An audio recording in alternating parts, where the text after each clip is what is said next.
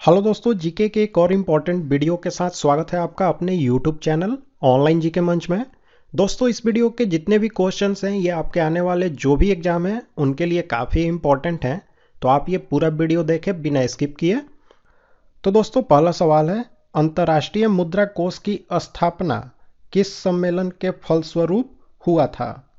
तो ये जो अंतर्राष्ट्रीय मुद्रा कोष यानी कि IMF है, इसकी स्थापना हुई थी ब्रेटन वुड सम्मेलन जो है इसके फलस्वरूप। ठीक है, और इसकी स्थापना हुई थी 27 दिसंबर 1945 को, और इसका जो मुख्यालय है वह स्थित है वाशिंगटन DC में, जो कि संयुक्त राज्य अमेरिका में है।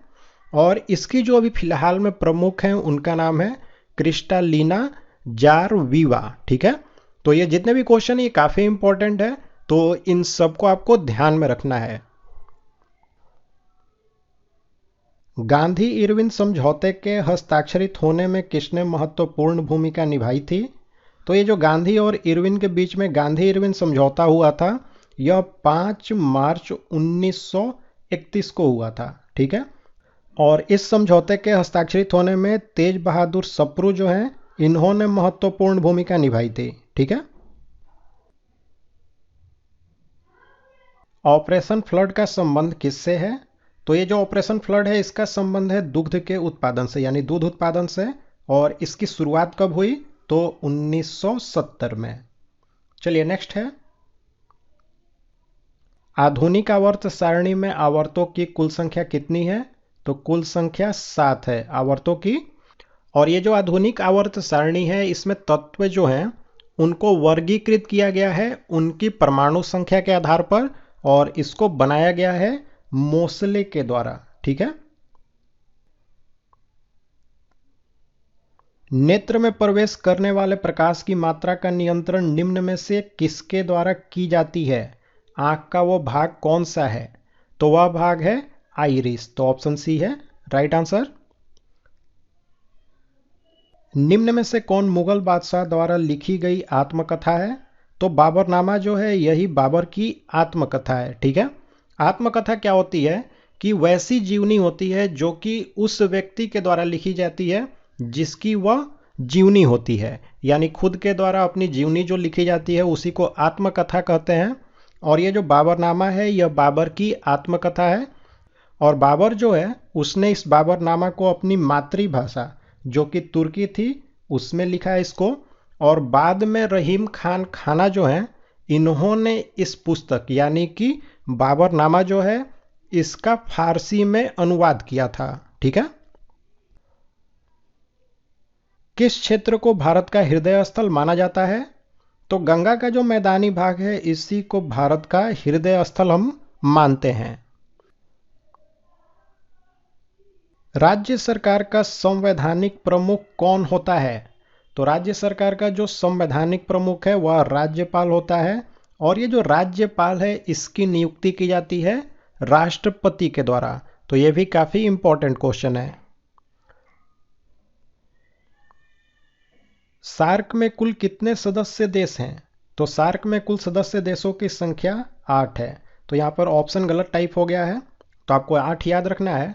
और इसका जो फुल फॉर्म होता है वह होता है south Asian association for regional cooperation, और इसमें कुल सदस्यों की संख्या 8 होती है। और इसकी जो स्थापना है वह हुई थी 8 दिसंबर 1985 को, और इसका मुख्यालय स्थित है नेपाल के काठमांडू में। तो यह भी आपको ध्यान में रखना है। उत्प्रेरक की खोज किसने की?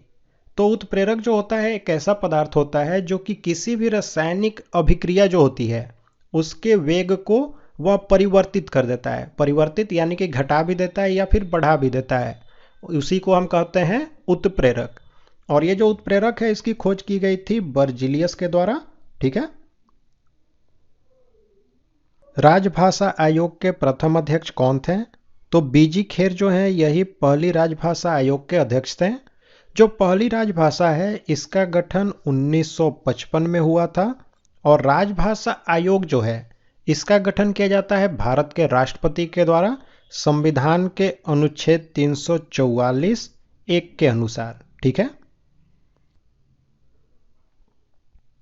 ध्वनि का तारत्व यानी कि पिच जो होता है वह किस पर निर्भर करता है? तो ध्वनि का तारत्व निर्भर करता है उसकी आवृत्ति पर। तो ऑप्शन ए है राइट आंसर।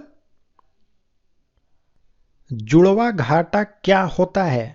तो जुड़वा घाटा जो है वह राजकोषीय घाटा और जो चालू खाते का घाटा है इसी को कहते हैं। अब यहाँ पर हम समझते हैं बारी बारी से कि राजकोषीय घाटा क्या होता है और चालू खाते का घाटा क्या होता है। तो सबसे पहले समझते हैं राजकोषीय घाटे को। तो राजकोषीय घाटे में होता क्या है कि सरकार का कुल खर्च जब सरकार की कुल आय से ज़्यादा होती है तो यह जो घाटा है इसी को हम राजकोषीय घाटा कहते हैं। जैसे कि इसे एग्जाम्पल से समझें कि अगर मान लिया जाए कि सरकार का कुल खर्च जो है वह 10 रुपये का है और सरकार की कुल आय जो है वह 8 रुपये की है, तो इस तरह से जो राजकोषीय घाटा होगी वह 2 रुपये की होगी। ठीक है। और चालू खाते का घाटा क्या होता है कि जब आयात ज़्यादा होती है और निर्यात जो है कम होती है तो इस तरह का जो घाटा होता है उसको हम कहते हैं चालू खाते का घाटा। अब इसे भी एग्जाम्पल समझते हैं। अगर मान लीजिए कि हम आयात करते हैं 10 रुपये का और निर्यात करते हैं 7 रुपये का, तो इस तरह से आयात और निर्यात के बीच में 3 रुपये का अंतर होगा। तो यही जो 3 रुपया होगा यह चालू खाते का घाटा होगा। ठीक है। राजा चेलैया समिति किससे संबंधित है? तो कर सुधार यानी कि टैक्स रिफॉर्म जो है इसी से संबंधित है। किसी संगीत यंत्र की तीव्रता मापी जाती है? संगीत यंत्र की तीव्रता यानी कि ध्वनि जो है इसकी तीव्रता, तो यह मापी जाती है डेसिबल के द्वारा। तो ऑप्शन डी है राइट आंसर। सबसे उत्तम किस्म का कोयला कौन होता है यानी कि कोयले की सबसे अच्छी क्वालिटी कौन सी है? तो एंथ्रासाइट जो कोयला होता है वह सबसे अच्छी कोयला होती है। मोपला आंदोलन का क्षेत्र क्या था? तो केरल का जो मालाबार क्षेत्र है यही था मोपला आंदोलन का केंद्र। ठीक है। और यह जो मोपला आंदोलन है यह शुरू हुआ था 1921 में और इसके जो नेता थे उनका नाम था अली मुस्लियार। कौन सी नदी भूमध्य रेखा को 2 बार काटती है? तो ये जो भूमध्य रेखा है यह 0 डिग्री अक्षांश को हम कहते हैं और इसको 2 बार काटती है कांगो नदी। ठीक है। यहां पर ऑप्शन ए में लिम्पोपो नदी दिया है, तो यह मकर रेखा को, मकर रेखा यानी कि 23.5 डिग्री जो दक्षिणी अक्षांश होता है उसको यह 2 बार काटती है। प्लासी के युद्ध के समय मुगल सम्राट कौन था? तो शाह आलम द्वितीय जो है यही था मुगल सम्राट। प्लासी का जब युद्ध हुआ था 23 जून 1757 को, उस समय मुगल सम्राट था शाह आलम द्वितीय। और ये जो प्लासी का युद्ध है यह बंगाल के जो नवाब थे सिराजुद्दौला और ईस्ट इंडिया कंपनी के बीच में हुआ था। और अंग्रेजों की तरफ से जो इस युद्ध को जिसने लड़ा था वह था रॉबर्ट क्लाइव जो कि अंग्रेजों का सेनापति था। भारतीय संविधान में भारत को किस प्रकार वर्णित किया गया है? तो राज्यों के संघ के रूप में। ठीक है। कंप्यूटर की इनबिल्ट मेमोरी कौन है? तो रोम जो होती है वही कंप्यूटर की इनबिल्ट मेमोरी होती है और इसका फुल फॉर्म होता है रीड ओनली मेमोरी। किस वैज्ञानिक ने जीव द्रव्य को जीवन का भौतिक आधार कहा है? यह मोस्ट इंपॉर्टेंट क्वेश्चन है। तो जीव द्रव्य को जीवन का भौतिक आधार कहा गया है हेक्सले के द्वारा। और ये जो पुरकिंजे हैं इन्होंने सबसे पहली बार जीव द्रव यानी कि प्रोटोप्लाज्म जो शब्द है उसका इस्तेमाल किया था। निम्नलिखित में से कौन उपस्थित हो तो भोजन का पाचन नहीं हो सकता है? तो एंजाइम अगर अनुपस्थित रहता है तो भोजन का पाचन नहीं हो पाता है। और यह जो एंजाइम होता है यह एक तरह का प्रोटीन होता है। ठीक है।